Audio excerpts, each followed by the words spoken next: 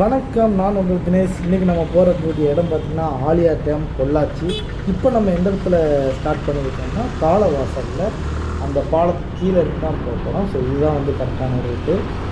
Okay, அப்படியே எடுத்துகிட்டு போனோம்னா வானம் பார்த்திங்கன்னா பயங்கரமான ஒரு ப்ளூயிஸாக இருக்குது. ஏன்னு கேட்டிங்கன்னா கரெக்டாக மதிய டைம், நல்ல க்ளவுட்ஸோடு அதிகமாகவே இருந்துச்சு.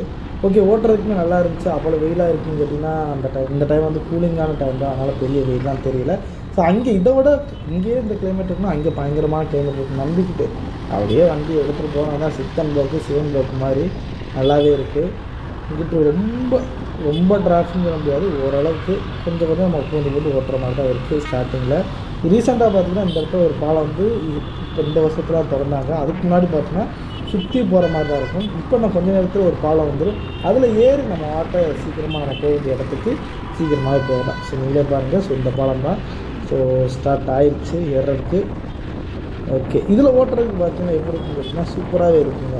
ஏன்னு கேட்டிங்கன்னா நல்லா அகலப்படுத்தி ஒரு 2 காரு இங்கிட்டு 2 பைக்கு போகிற அளவுக்கு தான் அவங்க கட்டியிருக்காங்க.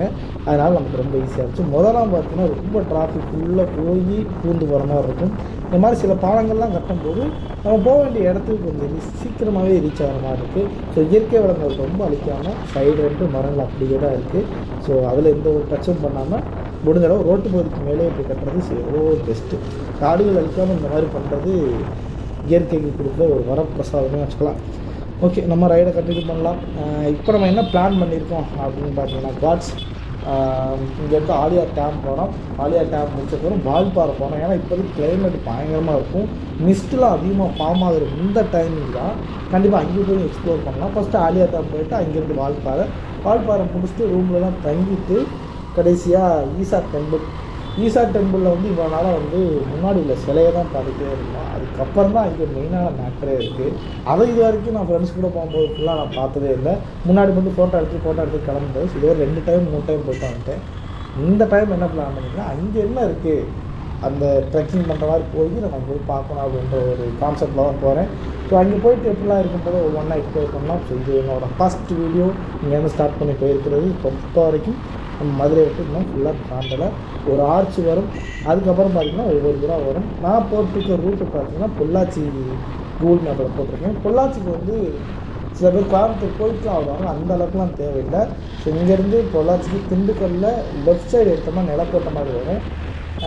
நிலக்கோட்டை அதில் இருந்து பார்த்திங்கன்னா பழனியிலேருந்து யானைமலை, அப்படியே பொள்ளாச்சி ஆலியா டேம். இதுதான் நம்ம வந்து பிளான் பண்ணியிருக்கிறது. இப்போ பார்த்திங்கன்னா நான் கொஞ்சம் தவறுதலாக வந்துட்டு கீழே ஒரு கேப் வரும், அதிலே ஏறி போயிருந்துருக்கோம். நான் கொஞ்சம் ரைட்டாக சுற்றி வந்துட்டேன், அதனால் இந்த இடத்த காமிக்கிறேன். ஓகே, இப்போ திண்டுக்கல் பைபாஸ் ஏரியாச்சு.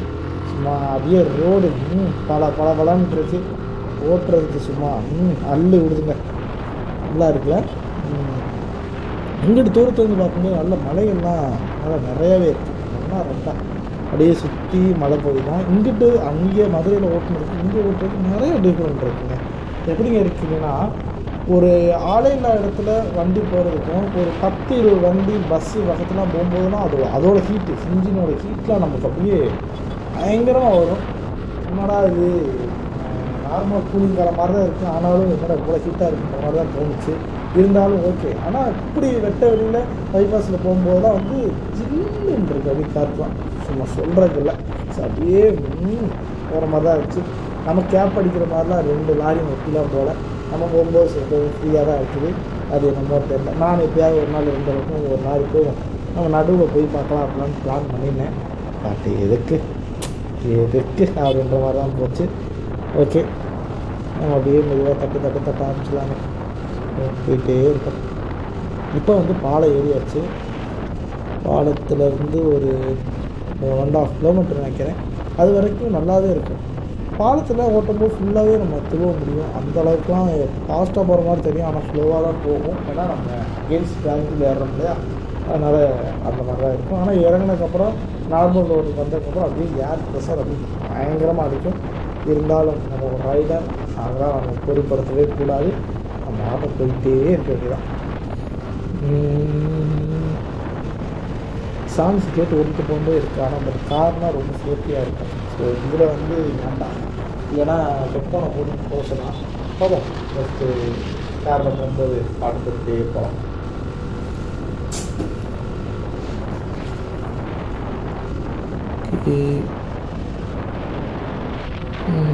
இப்போ என்ன மெயின் பார்த்தீங்கன்னா, திடீர்னு இப்போ ரைடு எடுக்கும்போது தாங்க இந்த ஒரு மிஸ்டேக்கே நடந்துச்சு. என்ன பார்த்தீங்கன்னா, ஸ்பீடோ மீட்ரு ஓடவே இல்லை. இப்போ ஸ்பீடோ மீட்ரு தான் ஓடல. கீழே பார்த்தா கிலோமீட்ரு எவ்வளோ காமிக்கும் அதையும் ஓடலை. இப்போ என்ன பிரச்சனைனா, நமக்கு மினிமம் ஒரு 2000 2500 வரும்போது நம்ம அடுத்த சர்வீஸ் கொடுத்து ஆயில் சர்வீஸ்லாம் பண்ணணும். இப்போ திடீர்னு இந்த மாதிரி நின்றுச்சுன்னா, இவ்வளோ லாங் டிஸ்டன்ஸ் போனதெல்லாம் வந்து கனெக்ட் பண்ணி கரெக்டாக ப்ராப்பராக மாற்றணும். இல்லைன்னா இன்ஜினுக்கு ப்ராப்ளம். இது ஏன் இந்த நேரத்தில் இப்படி பண்ணிச்சுன்னு தெரியல. ஒரு பைக்கில் ஒரு 50,000 கிலோமீட்டர் வரைக்கும் எந்த ஒரு ப்ராப்ளமே கொடுக்கவே மாட்டேங்குது. இந்த பைக் எடுத்துட்டாலும் பல்சர், ஜிக்ஸர், வேறு எந்த வண்டியாக இருந்தாலும் சரி 50 கிலோமீட்டர் வரைக்கும் எந்த ஒரு தொலையும் கொடுக்கவே இல்லை. ஆனால் அதுக்கப்புறம் என்னென்ன தொலைலாம் எனக்கு கொடுத்ததுன்றதை நான் ஷேர் பண்ணுறேன். ஃபஸ்ட்டு டிஸ்க்கு, பேடு, பிளேட்டு இது ரெண்டுமே அடியாயிருங்க. அது ஒரு 2000, இது ஒரு 800. இதுவே 2500 சடனாக அப்படிலாம் வந்துடும். அப்புறம் மாத்திரை கூலி அது 3000 ஆகி போச்சா. அப்புறம் பார்த்தீங்கன்னா ஃப்ரண்ட் டயரு 3000, அதில் அது 2500. பேக் டயரு ஒரு 3000. இதுவே பார்த்திங்கன்னா 5500 வந்துடுது. அப்புறம் செயின் ப்ராக்கெட்டு 2 டைம் மாத்திர மாதிரி ஆயிடுச்சு. ஒரு டயத்துக்கு 2100, 2 டைம் பார்க்கும்போது 4200 ஆகி போச்சு. அப்புறம் இப்போ ரீசெண்டாக விடும்போது கிளச்சு கேபிள் போச்சுன்னாங்க. அது மாத்திரக்கு டைம் ஆகும், இங்கே அடுத்த சர்வீஸை விடுங்க அப்படின்னாங்க. சரி அது ஒரு ப்ராப்ளம் தான் இருக்குது நினச்சிட்டு தான் சரி அடுத்த தடவை எல்லாம் போடுங்க அப்படின்னு பார்த்தா இப்போ இந்த கேபிள் இந்த இதில் ஏதோ ஒரு வயரிங் ப்ராப்ளம் போகும். ஸோ இதுவும் அதுவும் சேர்த்து தான் ஒழுங்காக சொல்ல பார்க்குறோம் பாருங்கள். ஸோ ரைடருக்கு வந்து எவ்வளோ ஒரு பைக்கில் அதிக லாங் ட்ராவல் போகும்போது என்னென்ன பிரச்சனை வருதுன்றதை நீங்களே பார்த்துக்கோங்க. இவ்வளோ செலவாகிடுச்சு. அப்புறம் நம்ம 50,000 கிலோமீட்டருக்கு 2000 கிலோமீட்டருக்கு ஒவ்வொரு டைமும் ஆயில் சர்வீஸ் பண்ணும்போது எத்தனை இதுன்னு வந்து பாருங்கள். ஸோ 50 வந்து பாதியாக டிவைட் பண்ணால் எத்தனை ஒரு 2 பெருக்கோம்னா 50 2 25 தடவை 25 தடவை வந்து நம்ம ஆயில் வந்து சேஞ்ச் பண்ணியிருக்கோம். இதில் வந்து ஆயில் ஃபில்ட்ரு, ஏர் ஃபில்ட்ரு, கூட மாற்ற மாதிரி ஒரு பைக் வாங்கின செலவை விட அதோட மெயின்டெனன்ஸ் பண்ணுறதாங்க ரொம்ப அதிகமாகிடுச்சு. அதுவும் இந்த சுசுக்கி ஜிக்ஸர் வந்து நம்ம ஊருக்குள்ளேனா ஓகே, ஓரளவுக்கு பொருட்கள் கிடச்சிருந்து எப்படியா மாற்றிடலாம். அதர் ஸ்டேட்டோ இல்லை வேறு நம்ம மதுரை விட்டு கொஞ்சம் தூரம் போய்ட்டு எந்த தூரம் ஷோரூம் இருக்குன்னு தெரியாது. அங்கே போனாலுமே கார் ஷோரூம் இந்த மாதிரி தான் இருக்கும். பைக்கு ரொம்பவே இம்பார்ட்டன்ஸ் இல்லை. அப்போது வந்து யோசிக்கிறேன், அப்போ மட்டும்தான் யோசிக்கும். மற்ற டயத்தில் அந்த வண்டி வந்து புகழ்ந்துகிட்டே தான் இருக்கேன். அந்த டயத்தில் மட்டும் என்ன பண்ணணும்னா ஸோ பேர் பார்ட்ஸ் கிடைக்கலையே என்ன பண்ணுறது அப்படின்ற மாதிரிலாம் ஊடால் பஞ்சரும் ஆயிடுச்சு. நல்லா ஒரு டிப்ளஸாக கண்டு பேக்னால ஃப்ரண்டில் வெயிட்டை முன்னாடி கொடுத்து எப்படி ஓட்டிட்டேன். ஆனால் அதெல்லாம் தாங்கிடுச்சு. ஸோ அந்த விதத்தில் வந்து வண்டியை குறைய சொல்கிறேன். ஸோ அதெல்லாம் நம்ம வந்து காப்பாற்றிடுது. அதுக்கு என்ன இன்னொரு பிளான் என்ன வச்சுக்கோன்னா அடுத்த லாங் ட்ராவல் போகும்போது இந்த மாதிரி 1000 பிளானா இந்த டிடிஎஃப் ரீசெண்டாக ஒரு லிக்யூடு இது சொன்னார்ல அதுவும் போடலாம். இல்லைன்னா இங்கே பக்கத்தில் மேலூரில் அந்த மாதிரிலாம் ஃபெசிலிட்டி இருக்குது. அதை போட்டு நம்ம இதில் ஏறியும் பார்ப்போம். ஆணியில் ஏறி அது வந்து கரெக்டாக இருந்துச்சுன்னா கண்டிப்பாக நம்ம வண்டியிலையும் இன்ஸ்டால் பண்ணி அடுத்து லாங் ட்ரிப்புக்கு நம்ம எடுத்துகிட்டு போகலாம். இப்போ எந்த ஒரு பிரச்சனையும் இல்லை. ஸோ நம்ம ஆட்டோ போயிட்டே இருக்கலாம். எனக்கு இந்த ரோட்டில் ஓட்டும்போது பொள்ளாச்சி ரொம்ப பக்கத்தில் வந்துட்டோம். ஆனால் இப்போ பாருங்களேன் என்ன இங்கேருந்து தெரிஞ்சுன்னா ஃபுல்லாக காற்றாடு, ஃபுல்லாக அப்படியே பைக்கு போகிறதுக்கும் ரோடுக்கும் பக்கத்துலேயே அந்த காற்றாலை இருக்கும். பார்க்கும்போது ரொம்ப அழகாகவே இருக்குது. இப்போ இன்னொரு காற்றாலை மட்டும் நம்ம பக்கத்தில் இருக்குது பார்த்தீங்களா, பார்க்குறது தாங்க ரொம்ப சின்னமாக தெரியுது. பக்கத்தில் போய் நின்றோம்னா நம்ம கொசுவாக தெரியும். அந்த இடத்துல அந்த அளவுக்கு ரொம்ப ரொம்ப பெருசாக இருந்துச்சு. ஸோ அதை வச்சும் இந்த மாதிரி மின்சாரம் தயாரித்து இயற்கையை அழிக்காமல் இயற்கைக்கு தேவையான வாங்கிக்கிட்டால் போதும். ஸோ ரொம்ப அழிக்காமல் இப்படி இருந்தாலே ரொம்ப சந்தோஷம் தான். ஓகே, இங்கெல்லாம் பார்த்தீங்கன்னா சொல்லுவாங்கல்ல பொள்ளாச்சி இளநீர் அப்படின்ற பாட்டு.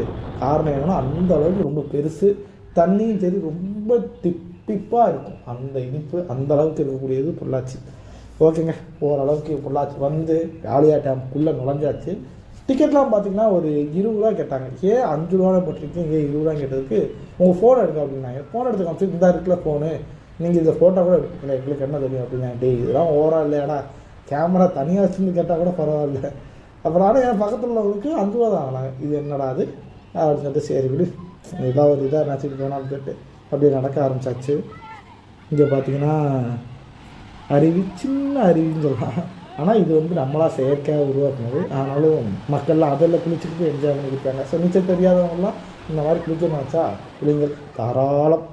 இங்கே ஃபோட்டோ ஷூட்டுக்கு சூப்பராக இருக்கும். ஸோ ஆர்ச்சு மாதிரி அதில் வந்து எல்லா கொடிகள்லாம் வச்சு சூப்பராக வச்சுருக்காங்க. பார்க்கவே ரொம்ப அட்டகாசமாக இருக்குது. ஸோ அப்படியே இயற்கையை ரசிச்சுட்டே வாங்க. நான் நடந்து போய்கிட்டே இருக்கேன்.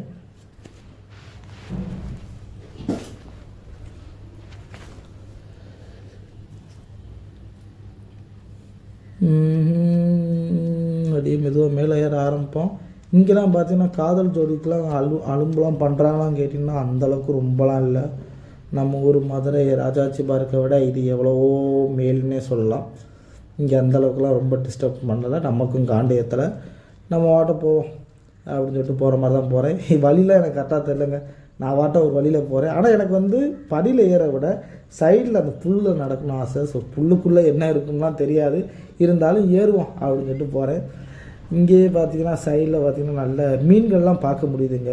இந்த டேம் மீனை பிடிச்சி பக்கத்தில் சமைச்சு கொடுக்குறாங்க. ஸோ நீங்கள் வந்து மீன் சாப்பிட டேம் மீன்லாம் பிடிச்சி சாப்பிடணும் அப்படின்னு நினச்சிங்கன்னா பக்கத்துலேயே கடையெல்லாம் இருக்குது, வந்து நீங்கள் தாராளமாக வந்து அவங்கக்கிட்ட வாங்கி சாப்பிட்லாம். டேம் மீன் தானே, ரொம்ப அந்த அளவுக்கு ரொம்பலாம் இதெல்லாம் இல்லை. ஸோ கழிவுலாம் சாப்பிட்டு வந்த மீன்லாம் இல்லை. ஸோ நல்ல மீனாக தான் இருக்குது, நீங்கள் ட்ரை பண்ணி பார்க்கலாம். சூப்பராக இருந்துச்சு. நானும் ஒரு மீன் ட்ரை பண்ணேன். ஸோ அட்டகாசமாக இருந்துச்சு. கொஞ்சம் தூரம் ஏறினேன், ஏதாவது ஒரு சைடில் ஒரு வழி கிடச்சா அப்படி உள்ளே போகலாம் பார்க்குறேன்.